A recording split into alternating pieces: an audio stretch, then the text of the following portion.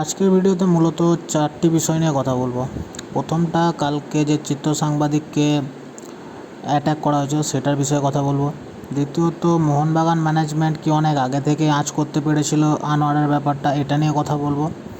আর কথা বলবো যে ক্লাব না প্লেয়ার, এটা নিয়ে একটা কথা বলবো। আর প্রীতম কোটালকে যদি মোহনবাগান ফাইনালিস্ট করে রেখেছে, তো তাকে এখনও চুক্তি করাতে দেরি করা হচ্ছে কেন, এটা নিয়ে কথা বলবো। তো টপিক নাম্বার 1, অরিত্র বসুকে কাল যেভাবে অ্যাটাক করা হয়েছে, তাকে হসপিটালাইজ করতে হয়েছে।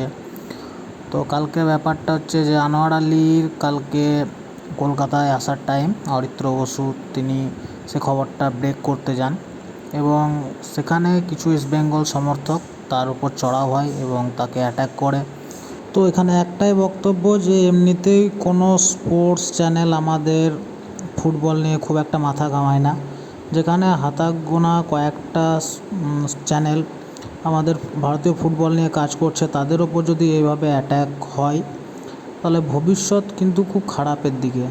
তো যে বা যারা এই কর্মকাণ্ডের সঙ্গে যুক্ত তাদের জন্য আমি ধিক্কার জানাই এবং এর তীব্রতর বিরোধিতা করছি। এবার নেক্সট যে বিষয় সেটা হচ্ছে যে প্লেয়ার না ক্লাব। তো সেটার উপর একটা জিনিস আমি সবাইকে বলতে চাই যে সব মোহনবাগান ফ্যান্স যারা আনোয়ার ওই ক্লাবে চলে যাওয়ার পর খুবই হায় হতাশে ভুগছেন, তাদেরকে একটা কথা বলে রাখি, দেখুন আনোয়ার থাকাকালীন কিন্তু আমরা যে ম্যাচ হারিনি এরকম নয়, বা আনোয়ার যে খুব ভালো মানের ডিফেন্স সেটা আমি অস্বীকার করছি না, কিন্তু আনোয়ার তো একটাই, সে হয় মোহনবাগানে খেলবে, ইস্ট বেঙ্গলে খেলবে, যে কোনো বাকি ক্লাবরাও তো কোনো না কোনো ডিফেন্স নিয়ে কোনো না কোনো প্লেয়ারকে নিয়ে খেলছে। তো আইএসএল মোটামুটি 11-12টা টিমের নিয়ে সংগঠিত হয় যে একটা টুর্নামেন্ট, সেই টুর্নামেন্টে আনোয়ার আলী একটাই প্লেয়ার যে হয়তো ভারতীয় ডিফেন্ডারদের ওপর খুব ভালো মানের ডিফেন্ডার, কিন্তু বাদবাকি টিমরা তো ডিফেন্স সামলায়, বাদবাকি টিমরাও চ্যাম্পিয়ন হয়। হ্যাঁ, তো সেই সব দিক থেকে দেখতে গেলে আনোয়ার আলী যাওয়ার পর আমাদের ডিফেন্সকে কেউ ভরসা দেবে, এটা একটা বড় প্রশ্ন। তবে এটা নয় যে মোহনবাগান আনোয়ার আলীকে ছাড়া খেলতে পারবে না বা খুব বড় একটা ক্ষতি হয়ে গেছে, কারণ একটা কথা আমি আপনাদের বলে রাখি, আগের সিজনে আনোয়ার আলী আমাদের খেললেও কিন্তু আনোয়ার আলীকে ছাড়াই আমরা 50% ম্যাচ খেলেছি, কারণ আনোয়ার আলী মাঝে একবার চোট পেয়েছিল, তখন সে যতগুলো ম্যাচ সে আমাদেরকে সার্ভিস দিতে পারেনি, তখন আমাদের জুনিয়র টিমের প্লেয়াররাই কিন্তু আমাদের ডিফেন্সকে নির্ভরতা দিয়েছিল। এবং দেখা যেতে মানে খুব ভালোভাবে যদি বিশ্লেষণ করা যায় যে আনোয়ার আলী থাকাকালীনও কিন্তু আমরা অনেক সংখ্যক ম্যাচ হেরেছি এবং অনেক বড় মার্জিনে ম্যাচ হেরেছি, তার মধ্যে আইএসএল যে ট্রফির ফাইনাল সেখানেও আমরা একটা বড় মার্জিনে মুম্বাইয়ের কাছে হেরেছিলাম।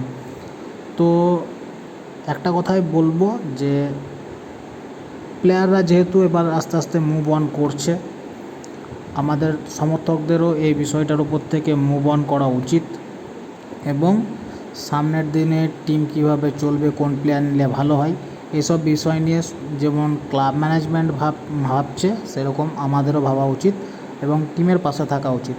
এই বিষয়টাকে এখানে স্টপ করে দেওয়া উচিত, যার কারণ এরপর আর ওই বিশ্বাসঘাতক বা মির্জাফর আপনারা যাই নাম দিচ্ছেন তাকে নিয়ে আর ভাবাটা উচিত নয়।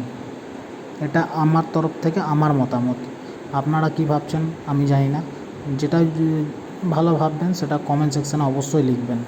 তো অনেকে একটা প্রশ্ন তো করতে পারেন যে 50% ম্যাচ আমরা তাহলে কীভাবে খেললাম, তো শুধু চোটের জন্য, শুধু চোট না, আমি একটা কথা অ্যাড করতে ভুলে গেছিলাম, সেটা হচ্ছে তার ন্যাশনাল টিমের যে ডিউটি ছিল সেটাও ক্ষেত্রে অনেক ম্যাচ সে অ্যাবসেন্ট ছিল আমাদের মোহনবাগানের হয়ে।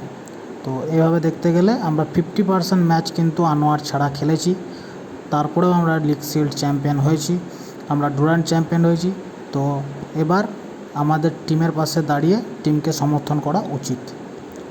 তো নেক্সট যে বিষয়টা আছে সেটা হচ্ছে যে প্লেয়ার না ক্লাব। তো এখানে আমি একটা জিনিস আজকে সকালে যে রিপোর্টগুলো দেখলাম সেখানে আমার একটা জিনিস খুব ভালো লাগলো যে অনিরুদ্ধ থাপা এবং বিশাল কায়েত, মানবীর সিং, এরা সকলেই যে দিল্লি এফসির যে ম্যানেজার আছে তার সঙ্গে তারা এক্স প্লেয়ার দিল্লির, বাট এই যে সাগাটা হলো, এই যে অন্যায়ভাবে একটা প্লেয়ার আমাদের ক্লাব ছেড়ে অন্য ক্লাবে গেল, এই প্লেয়ারটাকে এই যে ব্যাপারটা, প্লেয়ারের ব্যাপারটা, সেটা প্লেয়াররাও খুব ভালোভাবে নেয়নি। যেখান থেকে বোঝা যাচ্ছে যে সেই ম্যানেজারকে, দিল্লির ম্যানেজারকে আমাদের অনুরোধ থাপা, বিশাল কাইট এবং মনবীর সিং এরা সকলেই ইনস্টাগ্রামে আজ আনফলো করেছে। জিনিসটা দেখে আমার খুব ভালো লাগছে যে আমাদের প্লেয়াররা আমাদের ক্লাবকে নিয়ে ভাবতে শুরু করে দিয়েছে, আমাদের ক্লাবের পাশে আছে। তো সেই হিসাবে এবার সমর্থক হিসাবে আমাদের আর কোনো প্লেয়ার নয়, এবার ক্লাবকে নিয়ে ভাবা উচিত। তো এই জন্যই আমি টপিকটা বা হেডিংয়ে দিয়েছি যে ক্লাব না প্লেয়ার। তো এখানে প্লেয়াররা যখন মুভ অন শুরু করে দিয়েছে, আমাদেরও উচিত সব কিছুকে বর্জন করে দিয়ে এবার ক্লাবের পাশে দাঁড়ানো, ক্লাবকে সমর্থন করুন। 18 তারিখ ডার্বি আছে, ডার্বিতেই আমরা মাঠে জবাব দেব। আর আমি সবসময় একটা কথা বলবো যে সংঘবদ্ধভাবে থাকুন, কারণ ওই ক্লাবের সমর্থকরা একদমই ভালো না। এর আগে আমরা জুনিয়র ডার্বিতে দেখেছিলাম একজন সমর্থককে মারধর করতে, এখন দেখলাম জার্নালিস্টকে মারধর করতে। তো 18 তারিখ মাঠে আসুন, দলগতভাবে একসঙ্গে আসুন এবং একসঙ্গে বাড়ি ফিরুন, যাতে কোনো রকম অ্যাট্যাক না হয় মোহনবাগান সমর্থকদের উপর। কারণ এর আগের বছর ডুরান্ডের ডার্বিতে যখন ওরা জেতে, তখন আমাদের টিম বাসকেও তারা বিভিন্ন রকমভাবে গালিগালাজ, উল্টো পাল্টা কথাবার্তা, মা বাবা তুলে কথাবার্তা, যেটা ওদের সংস্কৃতি, সেটা দিয়েও আমাদের প্লেয়ার এবং আমাদের টিম বাসকে অ্যাটাক করেছিল। তো আমি চাই যতজন সমর্থক সুষ্ঠুভাবে বাড়ি থেকে বেরিয়ে এসে স্টেডিয়ামে খেলা দেখবেন, তারা সুষ্ঠুভাবে যেন বাড়িতে ফিরে যেতে পারেন। তো সবাইকে বলবো একটু সংযতভাবে আসবেন এবং সংযতভাবে বাড়ি যাওয়ার চেষ্টা করবেন। নেক্সট যে বিষয়, যে মোহনবাগান ম্যানেজমেন্ট যদি আনোয়ার আলীর ব্যাপারটা জানতোই আগে থাকতে, তাহলে তারা প্রথম থেকেই কোনো ডিফেন্ডারের পেছনে কেন গেল না, এতদিনে এসে কেন তারা প্রীতম কোটাল বা অন্যান্য ডিফেন্সারদের পেছনে দৌড়াচ্ছে। তো এখানে একটা কথা বলে রাখি, মার্কাস মার্গুলা একটা টুইট করেছিল যে মোহনবাগানে এখন একজন ভারতীয় প্লেয়ার আসতে পারে। ব্যাপারটা তখন হয়তো সভ্য সমর্থকরা সেভাবে ভাবেনি, সবারই মধ্যে একটা গিয়েছিল যে এবার মোহনবাগানের সিজন অনেক লং হতে চলেছে, অনেক ম্যাচ খেলতে হবে, সেই জন্য হয়তো আনোয়ারের ব্যাকআপ হিসেবে কাউকে নেওয়া হচ্ছে। কিন্তু ফার্স্ট হিয়ারিং যাওয়ার পর যখন মোহনবাগান এনওসি দিতে এক কথায় প্রস্তুত, শুধু তাদের কম্পেনসেশনটা নিয়েই যত ডামাডোল, আর এই যা স্পোর্টিং ব্যান্ড এটা নিয়ে ডামাডোল, এবং এনওসি দিতে মোহনবাগান এক কথায় রাজি হয়েছে, তখন একটা জিনিস ক্লিয়ার হয়ে যায় যে মোহনবাগান ম্যানেজমেন্ট এই জিনিসটা নিয়ে অনেক আগে থেকেই সতর্ক ছিল, যার জন্য তারা কোনো একটা ডিফেন্ডারের পেছনে দৌড়াচ্ছিল। তো এখন আর সেটা একটা নয়, একটার পাশাপাশি আর একটা করে রাখাও ভালো। এবং প্রীতম কোটালের ডিলটা যদি বলেন, তো প্রীতম কোটালের ডিল হচ্ছে মোহনবাগান কোনো দিনই এই হিয়ারিং যতক্ষণ না ফাইনালাইজ হচ্ছে ততক্ষণ, বা কোনো ফাইনাল একটা ভার্ডিক্ট আসছে ততক্ষণ কোনো মতে প্রীতম কোটালের ডিল তারা সাইন করবে না বা করাবে না। তার কারণ হচ্ছে, যদি আনোয়ারের ব্যাকআপ হিসেবে একজনকে নিয়ে নেওয়া হয়, তখন আনোয়ারের যে লয়ার এবং আদার্স যে দুই পার্টি, তাদের লয়াররা একটাই প্রশ্ন করবে যে মোহনবাগান এত কম্পেনসেশন কেন চাইছে, কারণ সে তো আনোয়ার আলীর জায়গায় একটা প্লেয়ার নিয়ে নিয়েছে। তো এখন তা এতটাও ক্ষতিপূরণ দেওয়াটার ক্ষেত্রে তারা বাধা হয়ে দাঁড়াবে। সেই জন্য মোহনবাগান একটা জিনিস চাইছে যে এইটাকে ইস্যু করে রাখতে, যে আনোয়ার আলী চলে যাওয়ায় মোহনবাগান ডিফেন্স লাইনের এত বড় একটা ক্ষতি হয়ে আছে, এখানে একজন প্লেয়ার আনতে গেলে আমাদেরকে এরকম পয়সা খরচা করতে হতে পারে, এবং সেইখান থেকে কিছুটা মোটা কম্পেনসেশন যাতে মোহনবাগান পায়, সেই দিকেই মোহনবাগান অধীর আগ্রহে তাকিয়ে আছে এবং এইটা দিয়েই পিএসসিকে চাপ ক্রিয়েট করতে চাইছে।